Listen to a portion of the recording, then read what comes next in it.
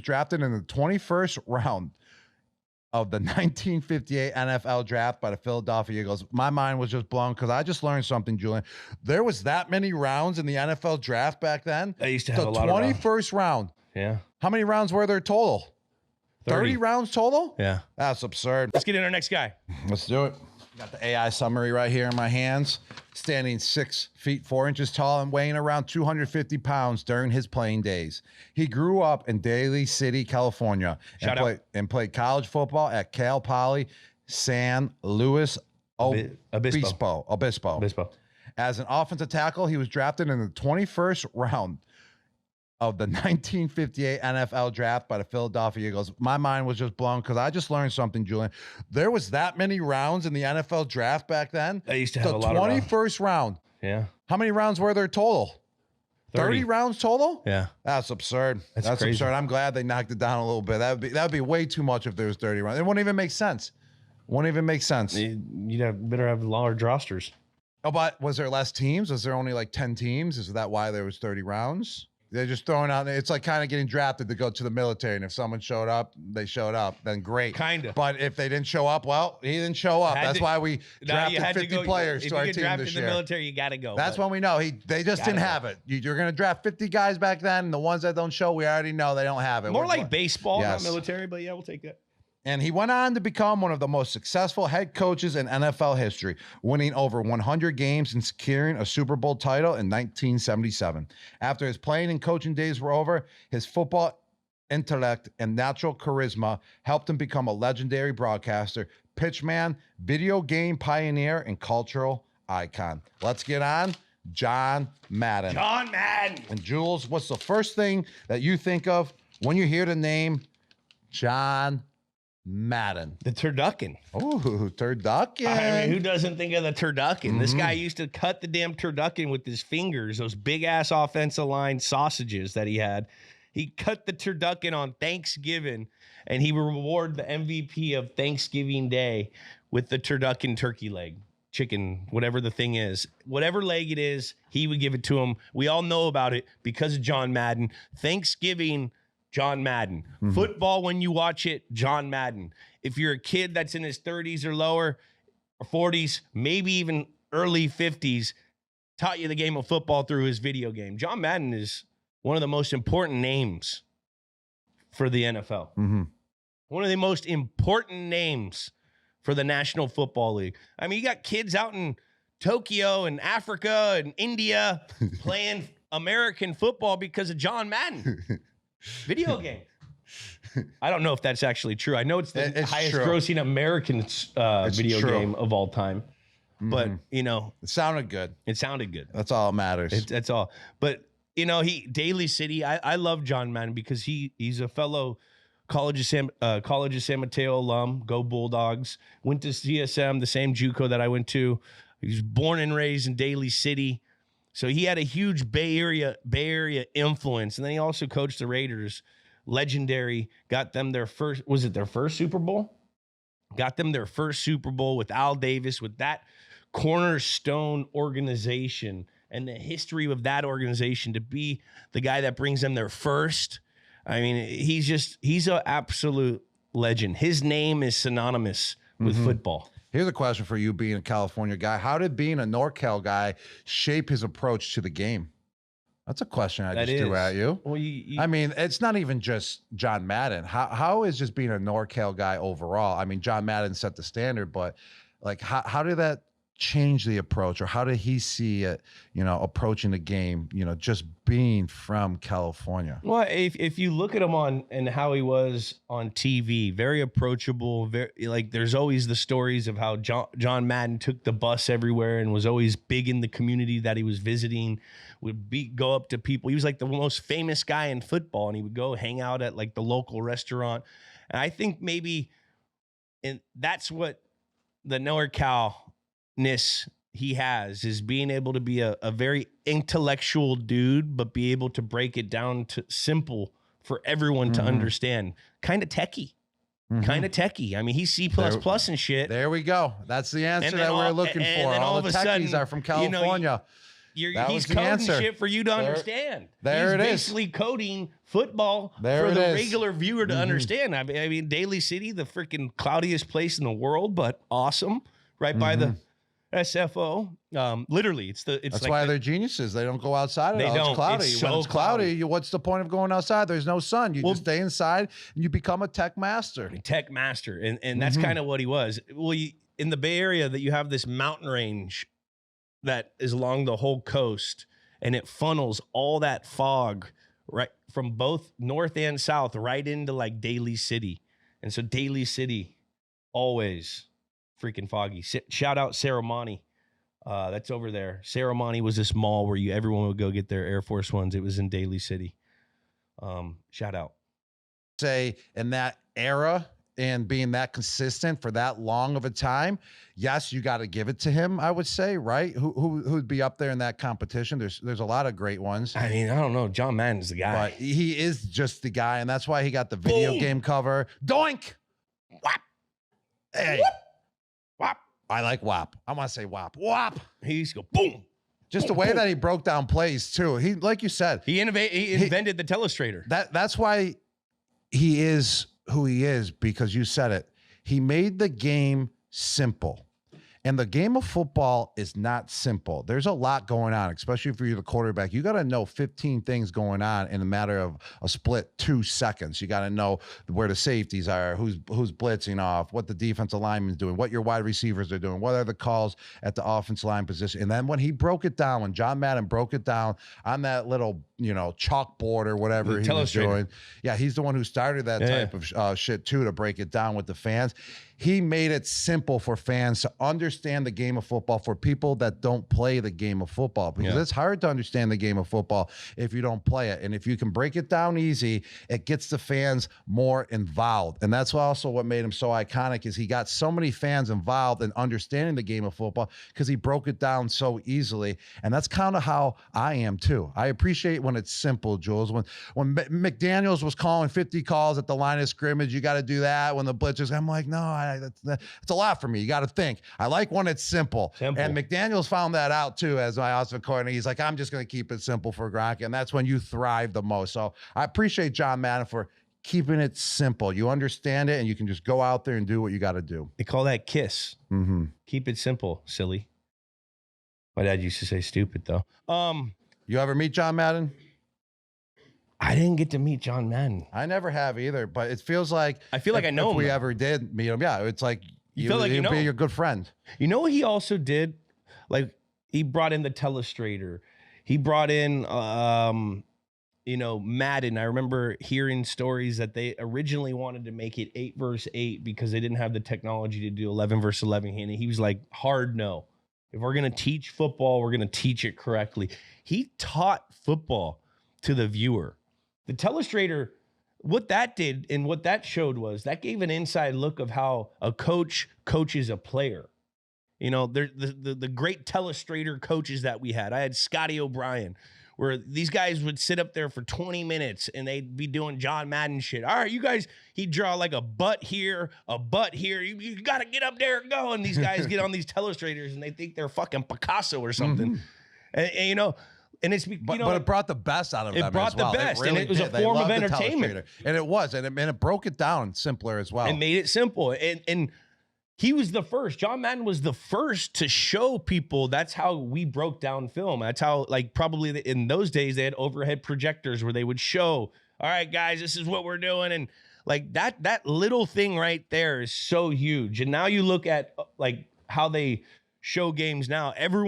Every network is always trying to look for that new thing that's like the TeleStrator with all the different camera angles, the fucking camera that goes in behind and everything. Like all that stuff, he's a pioneer at a lot of that shit. You know what I mean?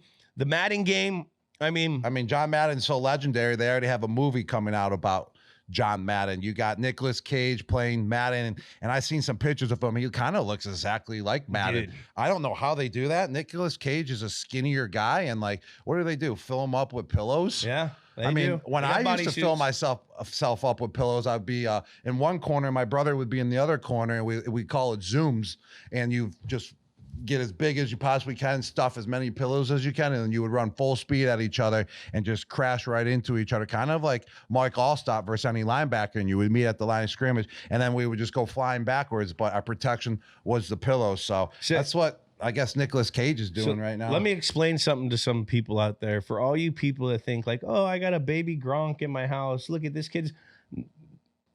His form of entertainment was running full speed into a wall with pillows, okay? into another person, not a wall. Built different. Into another wall, into another person. Coach this shit. Mm-hmm. He literally, the form of entertainment was playing hockey downstairs and fucking running into each other with pillows. Full contact. Rules. Look at that. Looks like Madden. That's Nicolas Cage. Holy shit. Yeah. They got his titties and everything. I'm gonna be watching the movie. You remember Madden used to have he used to have man boobs. We all love Madden's man boobs. Would you have rather played for John Madden as, with him being the head coach, or would you rather have been his broadcast partner? I'd rather play with him, played for him. I heard he was an awesome players coach. Yeah. Well, I took a picture recently in a bathroom. I forgot where I was, and it was a quote of John Madden. He goes, guys, what was it?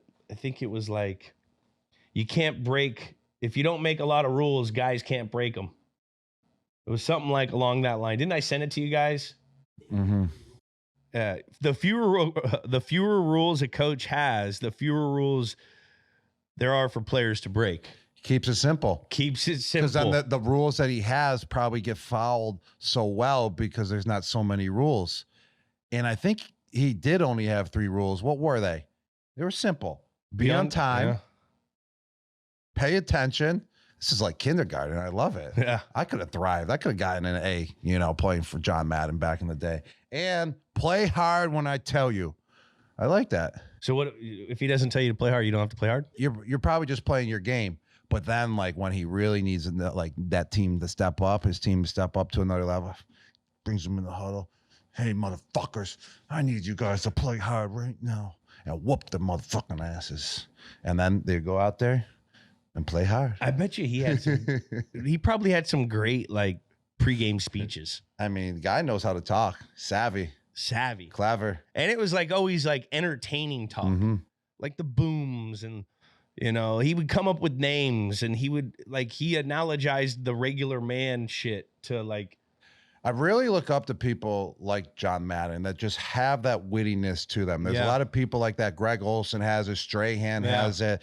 Terry Bradshaw has it. Like, you put them in any situation and they can just be witty with whatever's going on and figure out a way to explain what's going on or a way to ask a question of what's being evaluated right there. John Madden had that. The words he would come up with, the way he would explain things. You got to be born with that trait. I mean, you can develop it a little bit. I got it in a way, but they have it to a whole nother level. Yeah. And it's like, I envy it. I love it. I love what they just do. And John Madden had that. And that's what made him so great as well. And that's what made him such a great speaker and a guy to explain the game and broadcaster and coach, because you can relate to people when you can, speak like that. And I love people like that. And it's crazy. He's the only broadcaster to go on the 4 big networks, NBC, CBS, ABC, and then go into Fox. Mm-hmm. He did all 4. He did the big 4. Mm-hmm.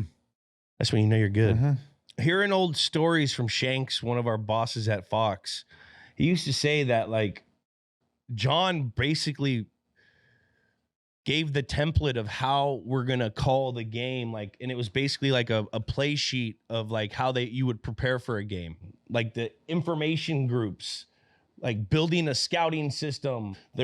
He taught the people on what information he wanted to see, what the coaches request for all the film guys for when they're breaking down an opponent. I heard he was a huge part of all that. I could be completely wrong and may have just thought that through my brain, but I remember Shanks talking about a lot about Madden. No, definitely. He was one of the first guys that brought in the interviewing with the players the night before. Whenever you hear oh, well, we're talking to this guy, that was John Madden. And that's a true inside perspective into the game, is when you get inside the heads of the player. And John Madden started that, like you said, and that helps you out in the booth as well, and it gives a better perspective to the fans. And EA Sports in the game.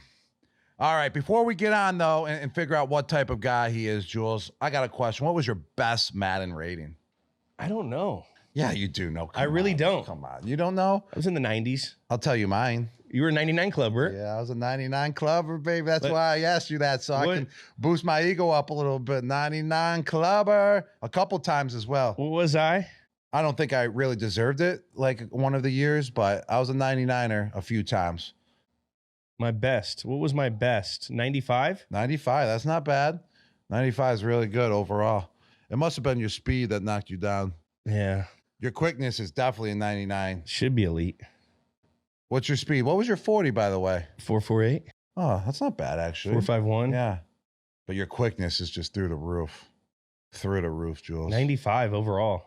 That's not bad. You were on the cover? Mm-hmm. What year?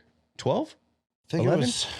You were on the cover of Madden? I forget this. Yes, Jules, I was. You've been on so much cool shit, I forget half of it. Yes, thanks, man. I appreciate it.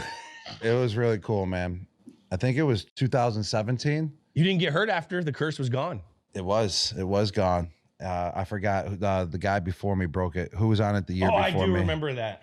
But yeah, I was Gronk spiking on the cover. I mean, it was special, dude. It was really special to be on the cover of Madden. So I just want to give a big shout out to John Madden for creating Madden and giving me the opportunity to be on the cover. And it was special, dude. It really was just to, it's an honor. Be in that category, to be recognized like that. That was one of the coolest things that happened to me while I was playing, in the NFL. It really was. Hell yeah. I mean, that's a huge honor. And I didn't know my score, but like, I remember back when we were playing, we all looked at our score. I knew I was on a high 90 of some sort at my best, but like, that was a huge thing in the locker room. I mean, you got guys that like, what the fuck, man? That's all they care about now. That's all they care about is their goddamn Madden rating. I mean, what was it? The New York Giants? They were, or was it the Jets? They were cutting guys based on their Madden score. I mean, that's what they said. Yeah. I mean, the grandson was running it. Yeah. I mean, that just shows how influential. Influential and how legit Madden is. Let's get into what kind of dude is John Madden. I think this one's easy. Easy. I mean, he's definitely a stud. Drafted in the 20th round. Maybe a freak. We all see the man boobs. That's out of love. Definitely had some dog in him because I've seen him mother F some people. You see him mother F in the old footages. He used to yell. And he used to have all those great commercials. He used to have a lot of great commercials. He's definitely a dude's dude. But I think it's easy what he is. It is. On 3, 1, 2, 3. Whiz.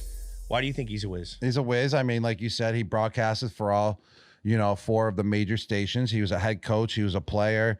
And just the way he broke down games, you got to be a smart and intellectual guy in order to do that. And I would say that's his number one aspect of who he was just his knowledge. And when you got that knowledge, you're a whiz. You literally got inside the game, as EA would say, because of John Madden.